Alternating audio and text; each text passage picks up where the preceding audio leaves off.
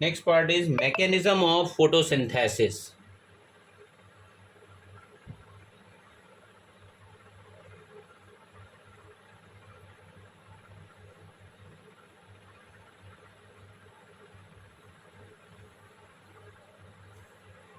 Mechanism of photosynthesis में जब हम बात करते हैं, प्लांट्स में जो हम बात कर रहे हैं कि फोटोसिंथेसिस की मैकेनिज्म कैसे होगी, उसकी जो मैकेनिज्म एक्चुअल में है वो दो रिएक्शंस में कंप्लीट होती है. First is light reaction. Photosynthesis के लिए लाइट का होना बहुत ज़रूरी है, बट केवल और केवल लाइट ही नहीं, फोटोसिंथेसिस की मैकेनिज्म को कंप्लीट करने के लिए डार्क रिएक्शन का भी होना ज़रूरी है. तो दूसरी जो पार्ट है इसमें वो होता है सेकंड इज डार्क रिएक्शन. इन्हीं दोनों मैकेनिज्म्स को अब हमें समझना है कि what is light reaction and what is dark reaction.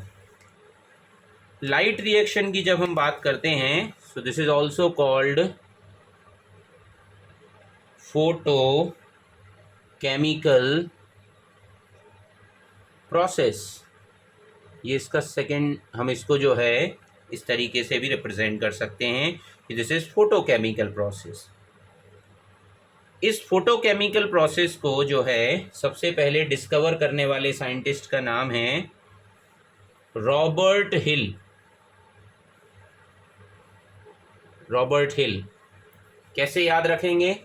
Light जो है हमेशा कभी इस तरीके का जो है डायग्राम बनाया होगा अपनी क्लास में इनिशियली कि यहाँ से एक जो है सन निकल रहा है, यहाँ से ये जो है माउंटेन के पीछे से जो है सन निकल रहा है. तो इनको हम जो है हिल भी बोलते हैं. ये क्या है? हिल. और हिल जो है वो लाइट देती है, यहाँ से लाइट यहाँ से आती है. तो जो लाइट रिएक्शन है उसको देने वाले साइंटिस्ट हैं रॉबर्ट हिल. क्लियर? तो इसको कुछ जो है हम इसको हिल रिएक्शन के नाम से भी जानते हैं. लाइट रिएक्शन को हिल रिएक्शन के नाम से भी जाना जाता है, रॉबर्ट हिल के नाम पर. अब लाइट रिएक्शन होती कहाँ है? लाइट रिएक्शन हमने जो क्लोरोप्लास्ट का स्ट्रक्चर जो देखा हुआ है उसमें पार्ट होता है ग्रेना ऑफ क्लोरोप्लास्ट. क्योंकि ग्रेना के ऊपर थाइलेकॉइड मेम्ब्रेन थी, जो डिस्क लाइक स्ट्रक्चर थे, उन्हीं डिस्क लाइक स्ट्रक्चर की जो मेम्ब्रेन है उसमें ही एक्चुअल में क्लोरोफिल मॉलिक्यूल हेड और टेल के जैसा प्रेजेंट होता है. तो मेम्ब्रेन में हमेशा हेड और टेल की बात करते हैं हम. तो क्लोरोफिल का स्ट्रक्चर अभी हमने देखा. अब साइट भी हमें मालूम चल गया कि ये कहाँ होती है, ग्रेना ऑफ क्लोरोप्लास्ट. नेक्स्ट जो हम यहाँ बात करेंगे कि इसका जो है रॉ मटेरियल इसके लिए क्या चाहिए है. रॉ मटेरियल क्या रिक्वायर्ड होगा? इसके लिए रिक्वायर्ड होगा लाइट प्लस वाटर. दो ये चीज़ें अगर मिल जाएंगी तो लाइट रिएक्शन जो है ये स्टेप स्टार्ट हो जाएगा ये प्रोसेस में. तो light and water raw material इसके लिए रिक्वायर्ड हैं. और इसमें सबसे और भी इम्पॉर्टेंट ये हो गया, जब हम ग्रेना ऑफ क्लोरोप्लास्ट की बात कर रहे हैं मतलब इसमें क्लोरोफिल मॉलिक्यूल का भी इम्पॉर्टेंस है. सबसे पहले क्या होता है, जो अभी हमने क्लोरोफिल मॉलिक्यूल का जो स्ट्रक्चर देखा हुआ है उस क्लोरोफिल मॉलिक्यूल का जो मैकेनिज्म होगी यहाँ पर, इसमें एक प्रोसेस होती है. The process is called photo excitation.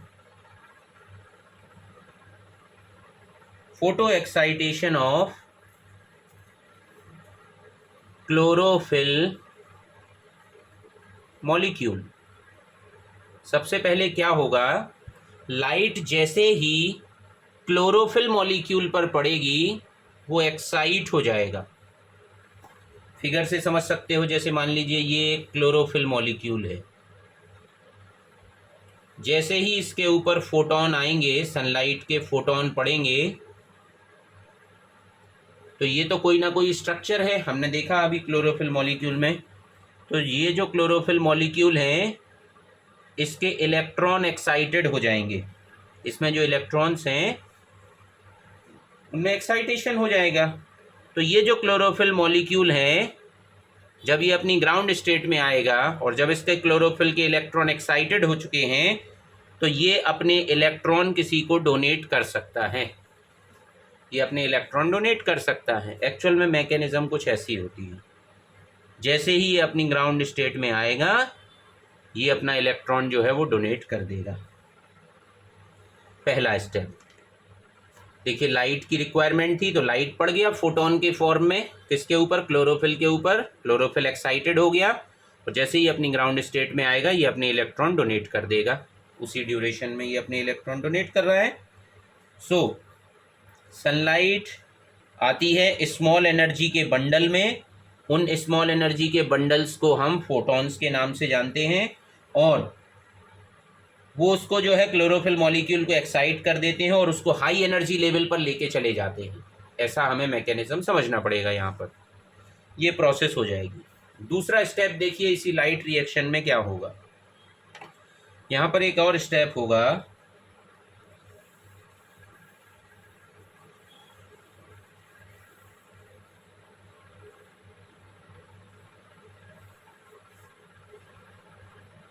B, photolysis,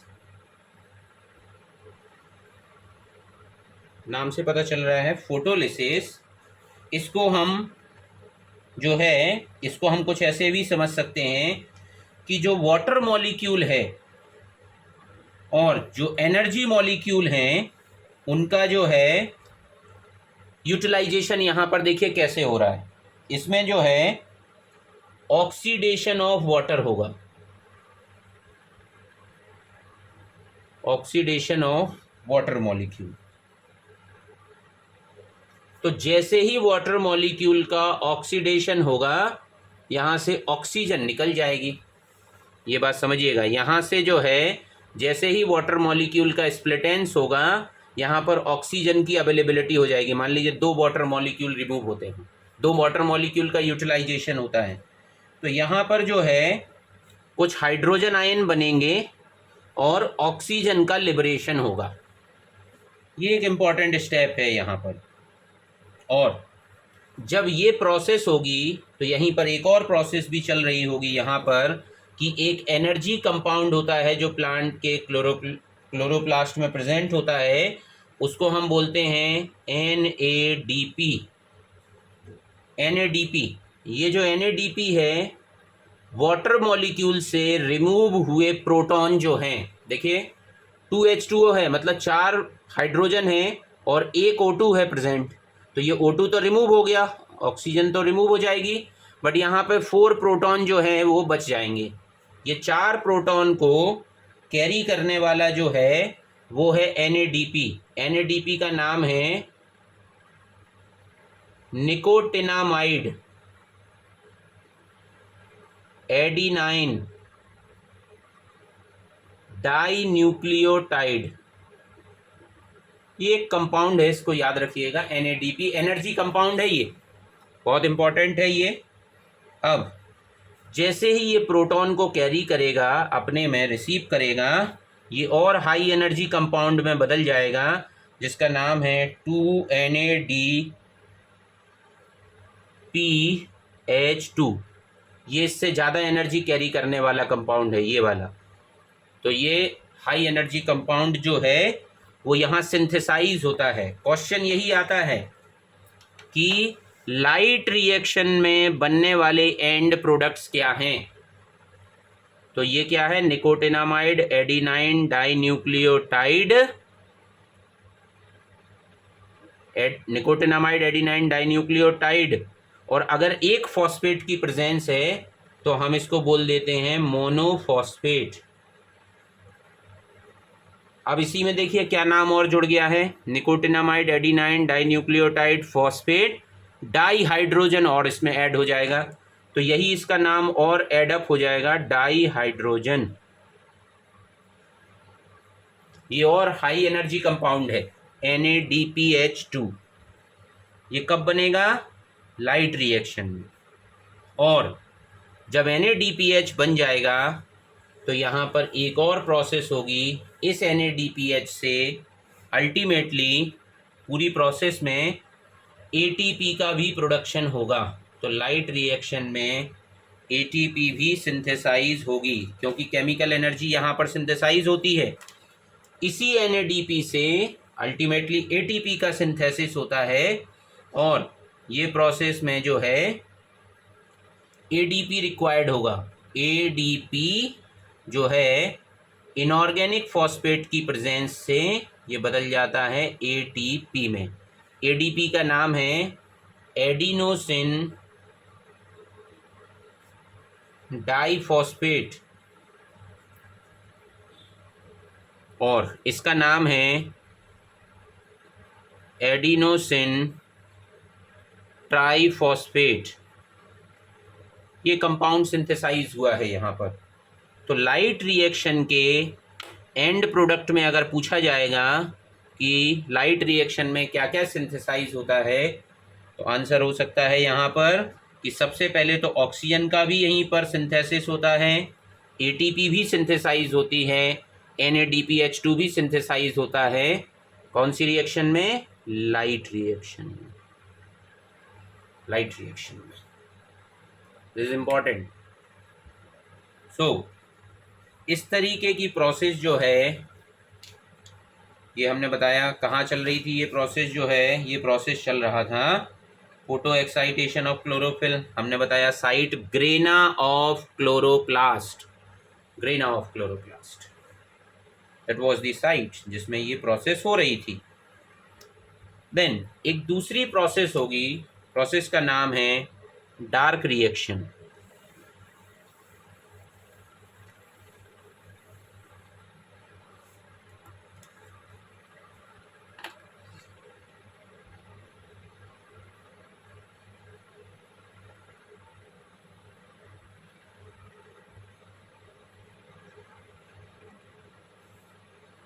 dark reaction, dark reaction की बात जब हम बात करते हैं तो इसको हम थर्मो केमिकल रिएक्शन के नाम से जानते हैं। इसको डिस्कवर करने वाले साइंटिस्ट का नाम लिख लीजिएगा, जिन्होंने इसको डिस्कवर किया वो हैं Melvin kelvin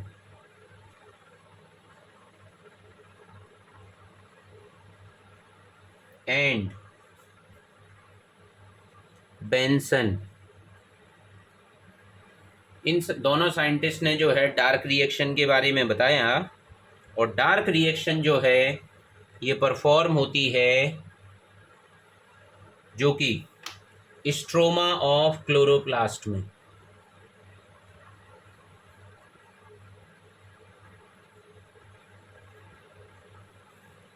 stroma of chloroplast. इसके लिए जो रॉ मटेरियल रिक्वायर्ड होता है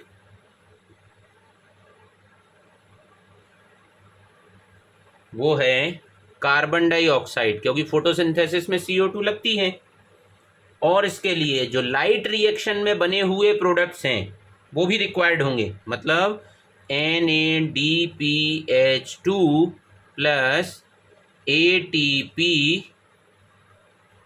प्लस, हमने एक एंजाइम का नाम भी बताया हुआ था पहले जब क्लोरोप्लास्ट को डिस्कस कर रहे थे, कि वहाँ पर कुछ जो हैं एंजाइम्स भी रिक्वायर्ड होते हैं, और उसमें सबसे इम्पॉर्टेंट एंजाइम था रुबिस्को, रुबिलोज बिसफॉस्फेट कार्बोक्सिलेज ऑक्सीजनेज। ये जो एंजाइम्स हैं ये तो बहुत ज़्यादा रिक्वायर्ड होते हैं। और इस पूरी की पूरी डार्क रिएक्शन के 3 स्टेप्स होते हैं। सबसे पहले स्टेप में यूज़ ऑफ CO2 होता है। तो सबसे पहली प्रोसेस है इसमें जिसका नाम है कार्बोक्सिलेशन। ये डार्क रिएक्शन का पहला स्टेप, कार्बोक्सिलेशन। देखिए, प्लांट हमेशा CO2 को कहाँ से लेते हैं? एटमॉस्फेरिक CO2 को यूटिलाइज करते हैं प्लांट। मतलब CO2 स्टोमेटा से लीफ के अंदर जाएगी। अब लीफ के अंदर नहीं, अब ये क्लोरोप्लास्ट के अंदर भी जाएगी, और क्लोरोप्लास्ट में भी स्ट्रोमा में तो पहुंचेगी। स्ट्रोमा तक पहुंचना है अब उसके लिए। बट स्ट्रोमा में जो है यहाँ पर एक स्पेशल एंजाइम्स की प्रेजेंस होंगी जो CO2 को एक्सेप्ट करेगा। कोई ना कोई एक्सेप्टर तो होना चाहिए, CO2 तो गैस है, अदरवाइज तो वो यहाँ वहाँ ट्रेवल करती रहेगी। उस CO2 को कोई ना कोई एक्सेप्ट करने वाला एंजाइम रिक्वायर्ड है, जो प्लांट के पास ही होता है, ये हमारे पास नहीं होता है। इसीलिए जो है एनिमल में ये क्वालिटी नहीं है कि वो CO2 को जो है वो यूटिलाइज कर सकें और वो फोटोसिंथेसिस परफॉर्म कर सके। ये मैकेनिज्म जो है ये केवल और केवल प्लांट के पास है, कुछ सर्टेन बैक्टीरिया के पास है जो ऑटोट्रॉप्स हैं, अदरवाइज ये किसी के पास एबिलिटी नहीं है कि वो फोटोसिंथेसिस को परफॉर्म कर सकें। तो CO2 जो है इसके लिए भी पहले एक केमिकल चाहिए है, उस केमिकल का नाम है RUBP। इस केमिकल का नाम लिख लीजिएगा, इसका नाम है रुबिलोज बेस फॉस्फेट। रुबिलोज बिसफॉस्फेट। रुबिलोज बिसफॉस्फेट जो है ये भी एक कार्बन कंपाउंड है, ये एक कार्बन कंपाउंड है और ये एक दूसरे कार्बन कंपाउंड को अपने में कैरी कर लेता है।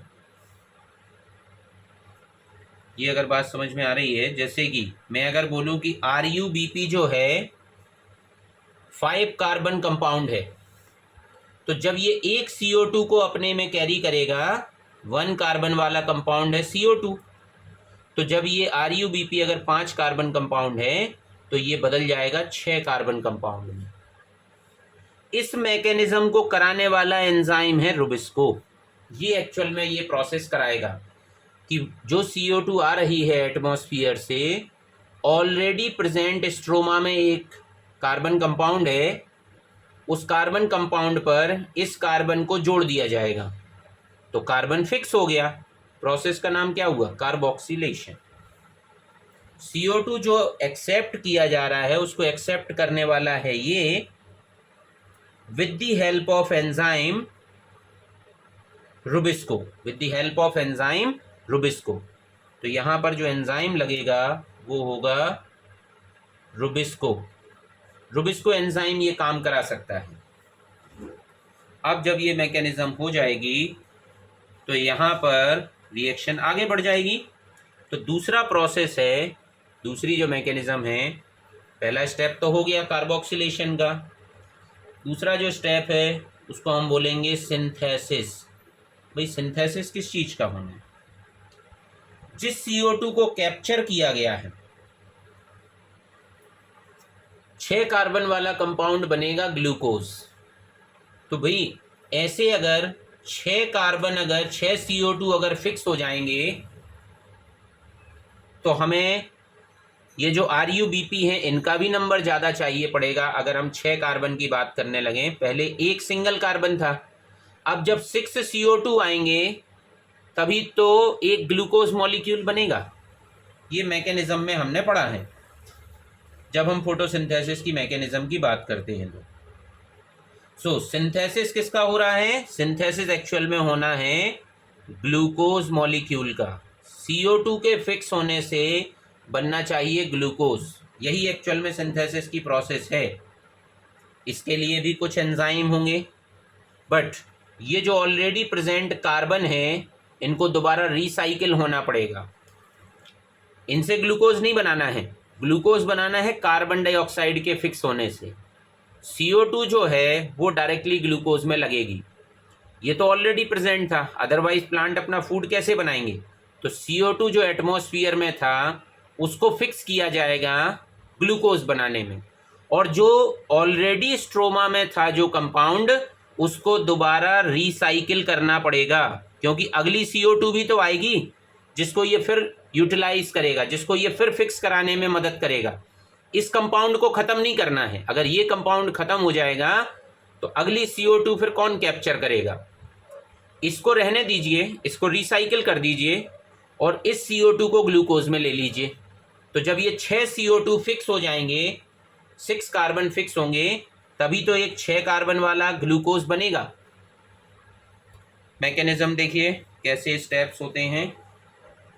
डार्क रिएक्शन में जो हम एक्चुअल में ओवरऑल डार्क रिएक्शन को हम एक प्रोसेस में बता सकते हैं। तो तीसरा स्टेप जो हमने बात किया वो था रीजनरेशन ऑफ RuBp, मतलब तीसरा जो स्टेप था जो C, वो था रीजनरेशन।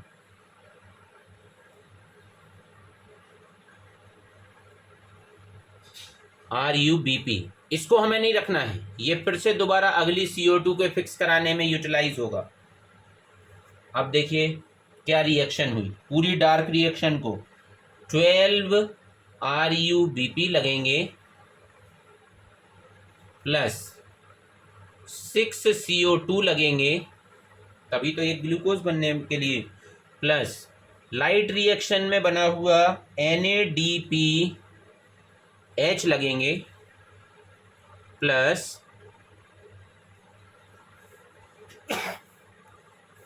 18 ATP लगेंगे प्लस 12 हाइड्रोजन लगेंगे जो यहाँ थे, H2O की बात करते हैं ना, HPH2, तो ये 12 हाइड्रोजन H प्लस लगेंगे। तब एक स्पेशल रिएक्शन होगी यहाँ पर, उस रिएक्शन में ये जो RuBp लगे थे इनको तो सीधा एज सच वैसा ही बना देना है, ये तो यूज़ ही नहीं हुए, मतलब बस फिक्स कराने में यूज़ हुए, बाद में ये अपने आप फ्री हो गए, इनको फ्री कर दिया। 12 RuBp प्लस सबसे इम्पॉर्टेंट ये जो CO2 फिक्स हुआ है इससे बन जाएगा एक C6H12O6 प्लस यहाँ बदल जाएंगे, ये जो 18 ATP की एनर्जी लग रही है, ये ATP कुछ ऐसा बदलता है, देखिए एडिनोसिन मान लीजिए ट्राईफॉस्फेट है, इसका नाम मैंने अभी जस्ट बताया, एडिनोसिन ट्राईफॉस्फेट। तो ये जो ATP मॉलिक्यूल है, जब ये अपना एक फॉस्फेट किसी को दे देगा तो ये बदल जाएगा ADP में।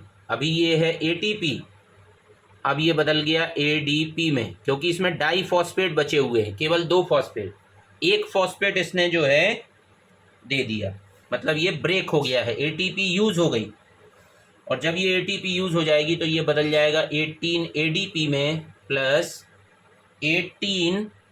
अब हम एक सिंगल फॉस्फेट को ऐसे लिखते हैं, small I small p IP plus ये जो है एनर्जी का कंपाउंड था, इससे भी 12 NADP में ये बदल जाएंगे। NADPH का जो हाइड्रोजन था वो यहाँ यूटिलाइज हो जाएंगे और ये इसमें बदल जाएंगे। तो अल्टीमेटली जो है ग्लूकोज का सिंथेसिस हो जाएगा, हमारा पर्पज़ यही था। RuBp IP यहाँ हो गया इनऑर्गेनिक फॉस्फेट,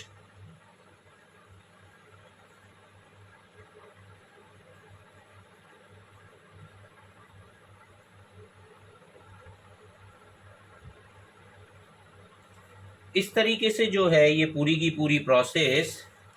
2 तरीके के प्लांट होते हैं, ये भी याद रखिएगा। जो हम अपनी सराउंडिंग में मैक्सिमम प्लांट देखते हैं उनको हम C3 प्लांट की कैटेगरी में रखते हैं, C3 प्लांट। और कुछ प्लांट होते हैं जिनको हम C4 कैटेगरी के प्लांट होते हैं, ये ज़्यादा अच्छे से कार्बन डाइऑक्साइड को फिक्स करने वाले होते हैं, बट मैक्सिमम प्लांट C3 होते हैं। जो भी हम अपनी सराउंडिंग में प्लांट्स देखते हैं, ये पहला कार्बन जो फिक्स करते हैं वो 3 कार्बन कंपाउंड का बनता है, इनमें 4 कार्बन कंपाउंड का एक स्टेबल कंपाउंड बनता है, इसलिए इनको हमने C3 बोल दिया, इनको C4 प्लांट्स बोल दिया। प्लांट्स वेरी करेंगे।